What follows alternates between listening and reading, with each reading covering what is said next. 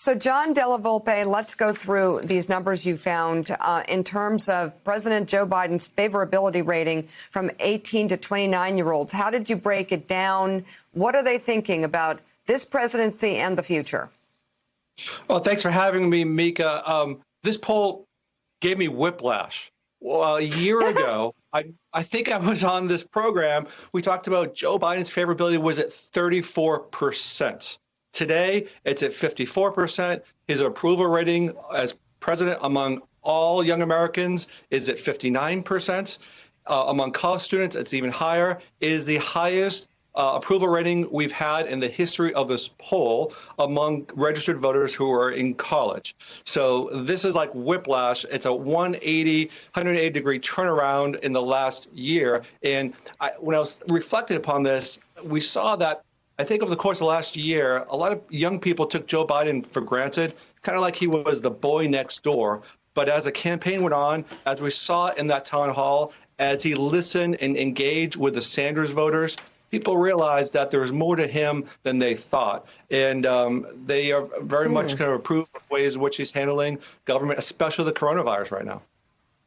So he's caught up with Bernie Sanders. I want to know what that is saying about either Joe Biden or about the flexibility in the minds of young people.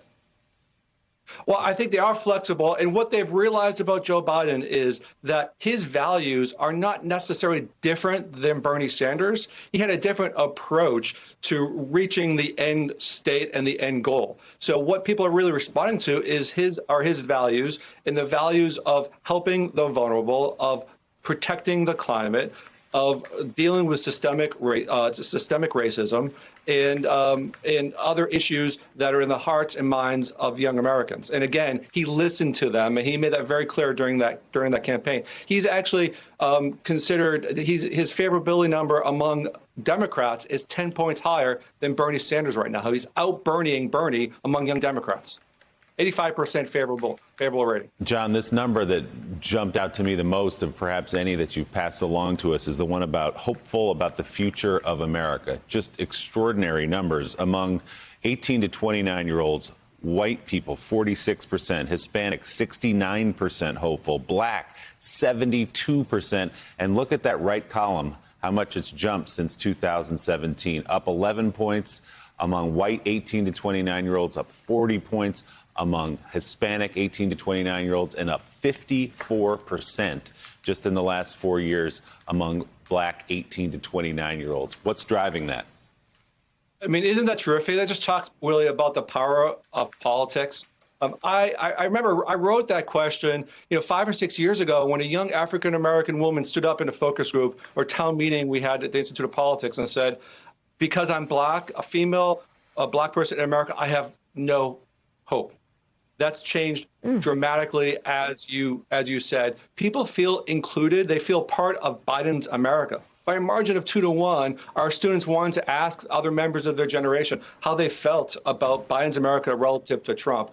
And that's what we see. They are respected. They feel like they're being listened to. And, it's only 100 days or so, but so far they feel like they're part of the solution. The hard work that they did during the campaign, turning out in the battleground states and in Georgia, they feel like that's being paid off with respect and an agenda that meets, again, kind of their values in a long series of challenges that have not been addressed by older generations. Eugene, I want to put that number back on the screen, hopeful about the future of America and the extraordinary jump in the last 4 years in those numbers in all categories. What's your read about why that's happening? Yeah, I mean, just like John was saying, they are seeing a country that looks different and being embraced at the top of things. I think the last year of protests has been huge, right? When you talk to young voters and young people in general, they're hopeful because they're looking at their friends and they're seeing people who want to do more on climate change, that are more inclusive, that, there's also the numbers in here that many of these kids, a plurality of them, say they couldn't be friends with someone who has differing opinions on race than they do. And so they're looking around and seeing that that's happening. At the same time, you have Joe Biden doing things surprisingly that progressives and younger people tend to be a little bit more progressive. They are really enjoying and liking, and it's something that they've been surprised by, pleasantly surprised, and they're cautiously optimistic by. There was all this concern among young voters, especially, that he was going to put bipartisanship above all else. And what we've seen instead is kind of this redefinition of bipartisanship by the Biden White House and Biden administration, that it is about what the people think and not so much about bipartisanship in Congress. And so they're willing to use reconciliation and do votes without Republican votes. And that is something that young people are going to continue to like if they continue to do it. It'll be interesting to see how these numbers continue as they run out of the opportunity to use reconciliation possibly, and more importantly, keep running into this issue with needing 60 votes in the Senate. Kurt Bardella, another fascinating number that John has brought to us this morning. As a result of the Biden administration, the question was, my life will be. This again among 18 to 29-year-olds in the Harvard Kennedy School Politics Survey. White 18 to 29-year-olds, 30% say better, 28% worse. Hispanic, 51% say better, only 10% say worse. And among black people 18 to 29 years old, 54% say their life will be better. Under the Biden administration, only 4% worse. What do you see here? Well, I think we're seeing what happens when you replace somebody at the top with the biggest microphone, perhaps in the world. When you replace someone that spent that time and used that microphone to amplify hateful rhetoric against communities of color, and you have someone who instead has empathy, who sees the world for how it is, who wants to implement true reforms, who says that we need to have things like social justice, we need to have reforming our police and law enforcement policies, that communities of color are seeing. I mean, I've seen it firsthand just in how this president has responded to the rising violence against Asian Americans. And that's something that, again, 18 to 29-year-olds have been the real heartbeat of the Stop Asian Hate movement in this country.